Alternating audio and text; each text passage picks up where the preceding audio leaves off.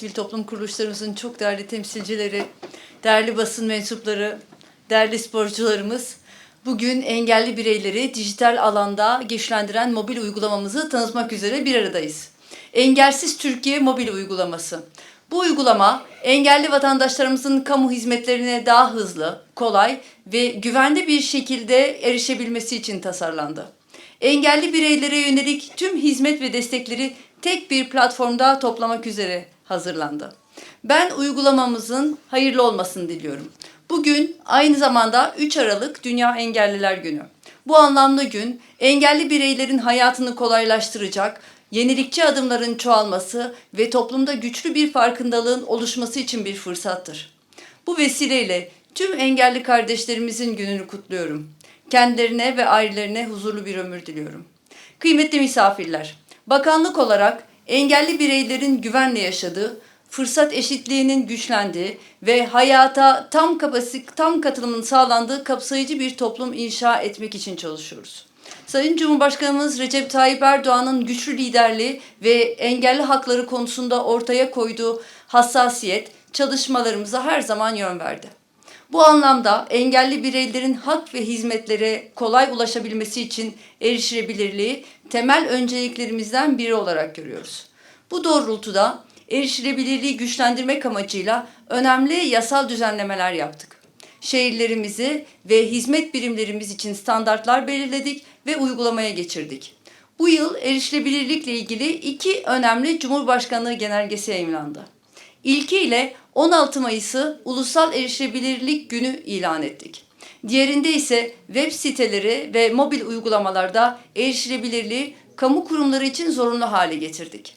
Bu 2 adım Türkiye'nin dijital dönüşüm sürecinde engelli bireyleri merkeze alan güçlü bir politika çerçevesi oluşturdu. Bugün tanıtımını yaptığımız mobil uygulamayla engelli vatandaşlarımız için bu alanda yeni bir dönemi başlatıyoruz. Uygulamamızın merkezinde dijital engelli kimlik kartı bulunuyor. Bu kartı Avrupa Birliği Engellilik Kartı Direktifi ile uyumlu bir yapıda hazırladık. Böylece QR doğrulama ve güvenli kimlik paylaşımı gibi teknolojilerle engelli vatandaşlarımızı dijital ortamda güçlendiren önemli bir adım atıyoruz.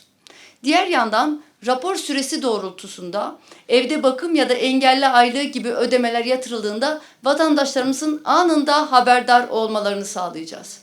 Ayrıca toplu ulaşım ve riskli hava koşulları gibi günlük yaşamı etkileyen durumları anlık olarak belirleyeceğiz. Uygulamanın içinde yer alan Engelsiz Akademi ile kısa eğitim videoları, işaret dili dersleri ve farkındalık içerikleriyle toplumda yeni bir alan açacağız. Engelsiz harita ile kullanıcıların karşılaşacağı erişim sorunlarını fotoğraf, konum ve açıklama ile bildirmesine imkan sunacağız. Kaldırım bozukluğu, engelli park yerlerinin işgali, asansör arızası, rampası olmayan geçitler gibi. Her bildirim ilgili kuruma kolayca iletilerek çözüm süreci uygulama üzerinden takip edilebilecek. Bu sayede erişilebilirlik artık şeffaf, ölçülebilir ve yönetilebilir bir sürece dönüşecek. Uygulama ile eğitim ve istihdam imkanlarını, vergi muafiyetleri, toplu taşıma avantajları ve e-devlet bağlantılarını tek bir ekranda sunuyoruz. Yapay zeka destekli asistan ile kullanıcılar en doğru bilgiye en kısa yoldan ulaşabilecek. Acil durumlarda tek tuşla 112 araması, konum paylaşımı, sessiz acil çağrı, panik butonu ile hızlı ve güvenli bir destek sağlıyoruz. Bu projenin arkasında kamu kurumlarımız, sivil toplum kuruluşlarımız, yerel yönetimler ve gönüllü vatandaşlarımızdan oluşan büyük bir dayanışma ağı var.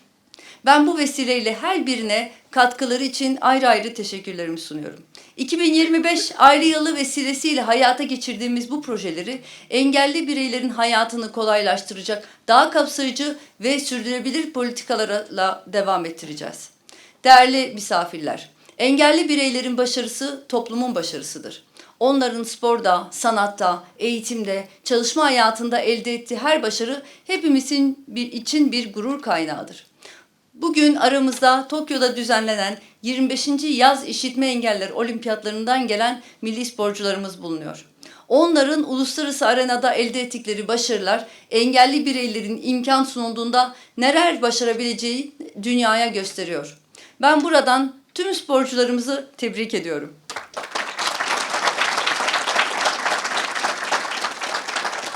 Bu başarıların benzer örneklerini her alanda görmek mümkün. Kimi engelli gencimiz yazılım mühendisi olup teknolojide yenilikler yapıyor. Kimi görme engelli bir sanatçımız sahnede harikalar yaratıyor. Engelli dediğimiz şey doğru destek ve fırsatlarla aslında aşılabilir bir durumdur. Yeter ki bizler toplum olarak dayanışma ruhumuzu canlı tutalım ve engelsiz bir hayat hedefine inanmayı sürdürelim. Biz engelli bireylerin hayatın her alanda var olabildiği, haklarının tam olarak kullanabildikleri bir Türkiye ve dünya için çalışmaya devam edeceğiz. Sözlerime son verirken uygulamanın hayata geçirilmesine emeği olan tüm kurumlarımıza ve çalışma arkadaşlarıma teşekkür ediyorum. Sizleri saygıyla, muhabbetle selamlıyorum. Sayın Bakanımıza bu tatlı için şükranlarını sunuyoruz. Sayın Bakanım sizi biraz daha sahnede misafir edeceğiz efendim.